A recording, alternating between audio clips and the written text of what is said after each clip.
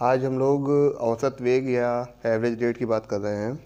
देखिए, average rate के बारे में जैसा कल बात हुआ कि जब भी कोई रेट ऑफ रिएक्शन निकालते हैं तो दो तरह से निकालते हैं। एक होता है एवरेज रेट और दूसरा होता है इंस्टेंटेनियस रेट। ठीक है, तो एवरेज रेट और इंस्टेंटेनियस रेट में हमने डिफरेंस आपको बताया था कि सपोज करो कि एक ग्राफ आप प्लॉट कर लीजिए, टाइम इन सेकेंड दिया हुआ है और यहाँ पर रिएक्टेंट की कंसंट्रेशन दी हुई है। ठीक है, रिएक्टेंट की कंसंट्रेशन दी हुई है मोल पर लीटर में। ग्राफ ऐसे बन गया। ठीक, तो आप देख रहे हो कि अगर इसको आप ऐसे देखो तो ग्राफ नीचे की ओर जा रहा है। यहाँ पर क्या दिख रहा है कि टाइम बढ़ रहा है, टाइम बढ़ने के साथ साथ रिएक्टेंट की कंसंट्रेशन घटती जा रही है ना। रिएक्टेंट की कंसंट्रेशन लगातार घटती जा रही है। तो अगर एवरेज रेट निकालना हो तो एवरेज रेट निकालने के लिए कोई भी दो पॉइंट, सपोज करो कि ये रिएक्शन जो रिएक्टेंट है कंसंट्रेशन यहाँ पर x1 मान लेते हैं और अगली जगह यहाँ पर x2 मान लेते हैं। तो यहाँ पर टाइम कितना है t1, ये टाइम कितना है t2।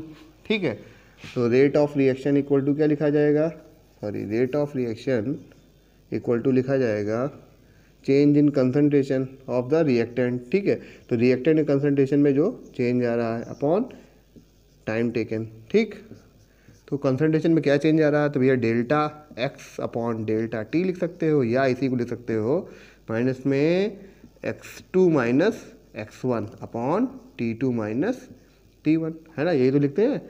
तो यहाँ पर अगर देखो तो x2 is smaller than x1 है, यानी क्या होगा, डेल्टा x की वैल्यू क्या आएगी, निगेटिव आएगी। क्योंकि हमने पहले ही आपको बता दिया है कि रेट जो होता है उसकी वैल्यू हमेशा क्या होती है, पॉजिटिव होती है। तो जब ये वैल्यू निगेटिव आएगी, डेल्टा एक्स की वैल्यू निगेटिव आएगी, तो ये क्या होगा, पॉजिटिव हो जाएगा। तो रेट क्या होगा, एवरेज रेट हमेशा पॉजिटिव आएगा। ठीक है, ध्यान रखिएगा कि एवरेज रेट इस तरह से निकालेंगे आप। और एवरेज रेट की जगह पे अगर बोल दिया जाए कि इंस्टेंटेनियस रेट निकालना है, ठीक है, तात्क्षणिक दर निकालनी है, तो तात्क्षणिक दर निकालने के लिए क्या किया जाए। तात्क्षणिक दर का मतलब क्या होता है, मतलब ये होता है कि दिए गए समय पर, ठीक है, एक बहुत ही छोटे समय के लिए जब आप रेट निकालते हो तो that is known as instantaneous rate. ऐसे बोलता है the rate of change of concentration of any of the reaction, any of the reactant और product at a particular instant is known as instantaneous rate. ठीक है, तो particular instant मतलब particular time या given time पर, जो time आपने दिया कि अगर मान लीजिए देते हैं कि t2 समय पर, t2 सेकंड पर रेट ऑफ रिएक्शन क्या होगा, तो क्या होगा, x2 अपॉन t2 हो जाएगा। ठीक, तो that is known as instantaneous rate. तो इंस्टेंटेनियस रेट जो होती है वो बहुत ही कम समय में होने वाले परिवर्तन के लिए निकाली जाती है, इसीलिए वहाँ पर डेल्टा का यूज़ नहीं किया जाता, डिफरेंशिएशन कांस्टेंट डी का यूज़ किया जाता है। देखा जाए इसको भी कैसे कर सकते हैं, instantaneous rate,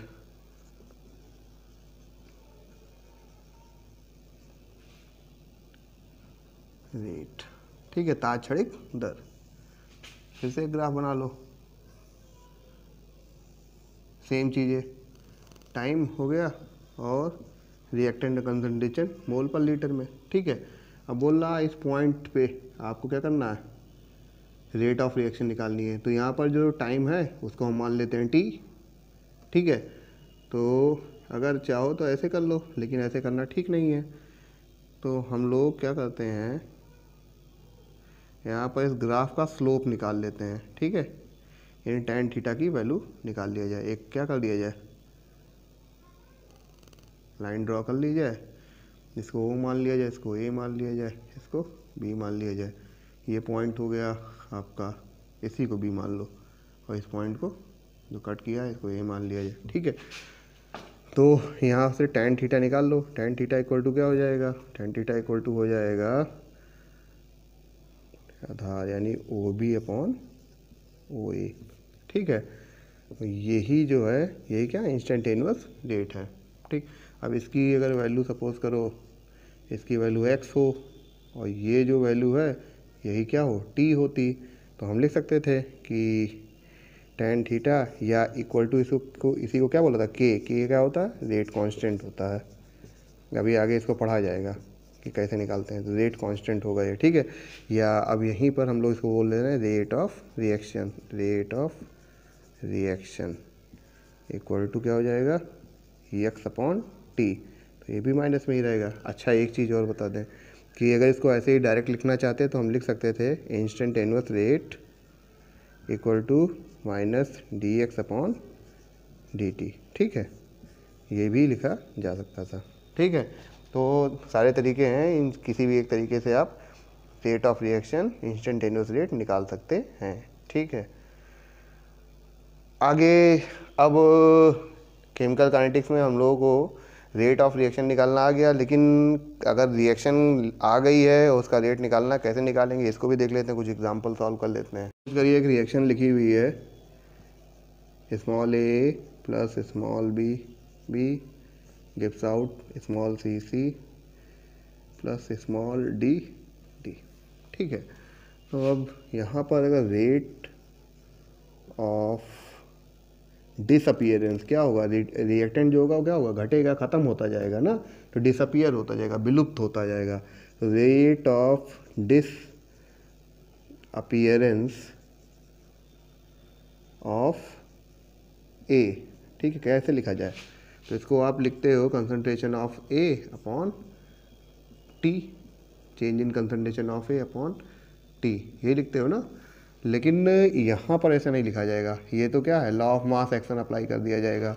law of mass action क्या कहता है, लॉ ऑफ मास एक्शन, ठीक। तो ये तो एक था concentration of reactant upon concentration of product, तो concentration of product upon reactant, तो कंसंट्रेशन ऑफ प्रोडक्ट क्या हो जाता है, सी की पावर सी इंटू डी की पावर डी अपॉन ए की पावर ए इंटू बी की पावर बी, ये कह देता, ठीक है। लेकिन ये यहाँ पर अप्लाई नहीं होगा, ठीक है, इस चीज़ का ध्यान रखिएगा। अगर हमको रेट निकालना है तो रेट निकालने का तरीका ये नहीं है, यहाँ पर रेट इक्वल टू लिखा, rate of reaction equal to लिखा जाएगा, ये जो स्टीशियोमेट्रिक कांस्टेंट होता है जिसे आप मोल कहते हो, इसको लिख लिया जाता है 1 अपॉन में, ठीक है।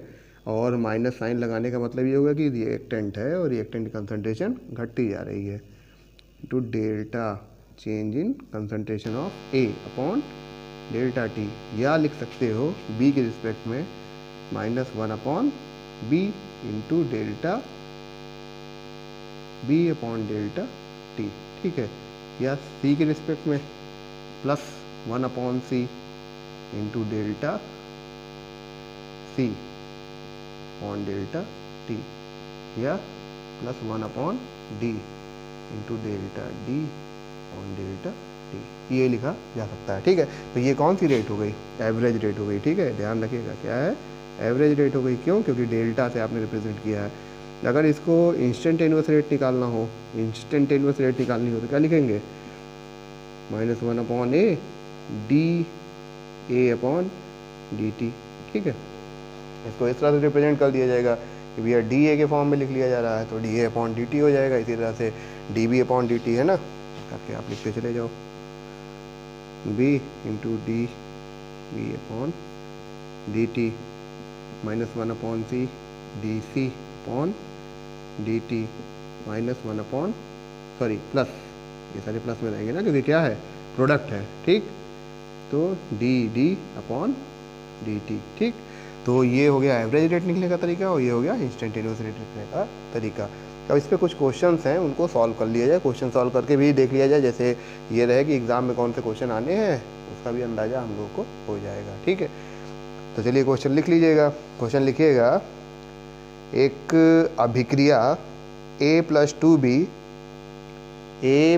2B gives out 3C plus 2D में किसी क्षण पर D की सांद्रता में होने वाले परिवर्तन की दर 0.4 मोल प्रति लीटर प्रति सेकंड है। उस क्षण पर अभिक्रिया की दर, A तथा B के विलुप्त होने की दर तथा C के बनने की दर ज्ञात कीजिए। उस क्षण पर अभिक्रिया की दर, A तथा B के विलुप्त होने की दर, A तथा B व C के ये तथा बी के विलुप्त होने की दर तथा सी के बनने की दर ज्ञात कीजिए। ठीक है, तो ये आपको निकालना है। चलिए निकाला जाए इसको। तो ये रिएक्शन आपको दी हुई है क्वेश्चन में। ठीक है, क्वेश्चन में ये रिएक्शन दी हुई है। अब इसमें क्या पूछ रहा था कि डी के सांद्रता परिवर्तन की दर उसने बता दी थी कि सांद्रता परिवर्तन की दर क्या है। यानी हम लिख सकते हैं d concentration of d upon d t equal to क्या लिखा हुआ है 0.4 मोल पर लीटर पर सेकेंड। ये जो यूनिट है इससे पता चल रहा है कि क्या दिया हुआ है, रेट दिया हुआ है, इंस्टेंटेनियस रेट दिया हुआ है। ठीक है, इंस्टेंटेनियस रेट दिया हुआ है आपको।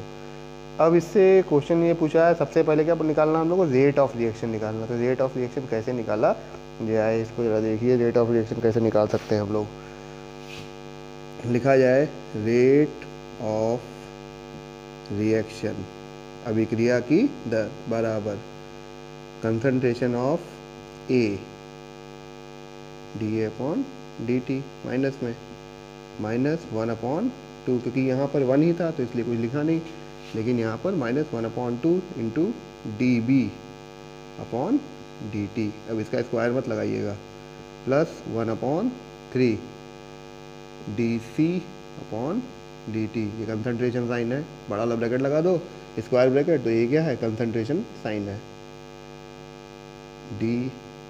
D upon d T. हम लोग को क्या दिया हुआ है, ये दिया हुआ है। ठीक है, ये नहीं दिया हुआ, ये दिया हुआ है, ये इतना पोर्शन। ठीक, और हमें निकालना क्या है, रेट निकालना। तो रेट इक्वल टू हम लोग लिख लेते हैं रेट ऑफ रिएक्शन। अब किसके लिए निकाल सकते हो, वो दिया हुआ है डी अपॉन डी टी। इसकी वैल्यू कितनी दी है, इंटू 0.4। ठीक है, तो आप जान लो कितना आ जाएगा, 0.2 मोल पर लीटर पर सेकेंड। ये क्या आ गया, रेट आ गया, इंस्टेंटेनियस रेट भी आ गया, या कह सकते हो रेट आ गया। ठीक है, तो अब रेट तो आ गया आपका कि 0.2 मोल पर लीटर पर सेकेंड आ गया। अब इसमें क्वेश्चन में आगे पूछा है कि ए के विलुप्त होने की दर, बी के विलुप्त होने की दर और सी के अपीयर होने, यानी ए और बी डिसअपीयर होगा और सी क्या होगा, अपीयर होगा। तो आप इसी इक्वेशन से क्या कर सकते हो, सबको निकाल सकते हो। ठीक है, ये दिया हुआ है, ये से ये निकल जाएगा, निकल जाएगा, निकल जाएगा। ठीक है, कैसे निकल जाएगा इसको देखते हैं। चलिए लिख लिया जाए रेट ऑफ डिसअपीयरेंस। ठीक है, डिसअपीयरेंस मतलब विलुप्त ऑफ क्या, ए इक्वल टू क्या लिखा जाएगा, minus D a upon d t. ये इक्वल किसके हो सकता है, इसके इक्वल लिख लिया जाए, है ही है, तो +1/2 into D d upon d t. ठीक है ना, इतना लिख सकते हो। तो जब इतना लिख सकते हो तो अगर डी ए कंसंट्रेशन निकालना है तो क्या हो जाएगा, जाहिर सी बात है जो रेट ऑफ रिएक्शन आई है वही हो जाएगी, 1/2 इंटू 0.4 यानी 0.2 मोल पर लीटर पर सेकेंड। ठीक है, तो वही चीज़ आ गई जो रेट ऑफ रिएक्शन था। अब डिसअपीयरेंस ऑफ बी निकाला जाए। डिसअपीयरेंस ऑफ बी दिख रहा है ना, डिसअपीयरेंस ऑफ बी माइनस क्या है, 1/2 भी तो दिया है, 1/2 d b upon d t equal to +1/2 d d upon d t. इससे ये कैंसिल हो जाएगा। ठीक है, जो बचा रहेगा उसके लिए निकालते हैं, d b upon d t equal to क्या आ जाएगा, 0.4 मोल पर लीटर पर सेकेंड। ठीक है, तो ये आ गया। ठीक, तो ये आ गया क्या, बी का डिसअपीयरेंस आ गया। अब क्या निकालना है, सी का अपीयरेंस निकालना है। तो सी का अपीयरेंस निकाल लेते हैं। चलिए सी का अपीयरेंस निकाल लिया जाए। तो सी का अपीयरेंस निकालने तो लिखते हैं rate of appearance of c, है ना, तो क्या हो जाएगा, +1/3 d c upon d t equal to +1/2 d d upon d t. ठीक है, तो इसकी वैल्यू पुट कर दी जाए, लेकिन इसको इधर लेके आते हैं, cross multiply, d c upon d t, क्योंकि इसी की वैल्यू निकालनी है हमको, इसी की। ठीक, तो 3/2 टू इंटू 0.4 तो क्या हो जाएगा 0.6 मोल पर लीटर पर सेकेंड। ये आ गया सी का अपीयरेंस। ठीक है, इस तरह से आपका ये क्वेश्चन सॉल्व हो गया। तो यहाँ पर आप गलती मत कीजिएगा कि आप स्टीशियोमेट्रिक कांस्टेंट को पावर में लेके चले जाइए, या अगर रेट ऑफ अपीयरेंस वगैरह निकाल रहे हैं तो उसको छोड़ दीजिए। ठीक है, रेट ऑफ अपीयरेंस और डिसअपीयरेंस निकालते वक्त उसको छोड़ना भी नहीं है। ठीक है, और रेट ऑफ रिएक्शन निकालते वक्त भी ध्यान रखना है इस चीज़ का। चलिए, तो इस तरह से ये क्वेश्चन हुआ। एक क्वेश्चन और लिख लीजिए, इसको भी कर लिया जाए। लिखिएगा, एक बंद बर्तन में गैसीय प्रावस्था में रासायनिक अभिक्रिया 2A reversibly equal 4B plus C संपन्न होती है। 10 सेकंड में B की सांद्रता में होने वाली वृद्धि 10 सेकंड में B की सांद्रता में होने वाली वृद्धि 5 × 10⁻³ मोल पर लीटर है। B के संभवन की दर व A के विलुप्त होने की दर ज्ञात कीजिए। B के संभवन की दर व A के विलुप्त होने की दर ज्ञात कीजिए। ठीक है, तो ये क्वेश्चन सेम उसी तरह से है और आप लोग लगाइएगा, लगाने के बाद हमें आंसर बताइएगा। ठीक है।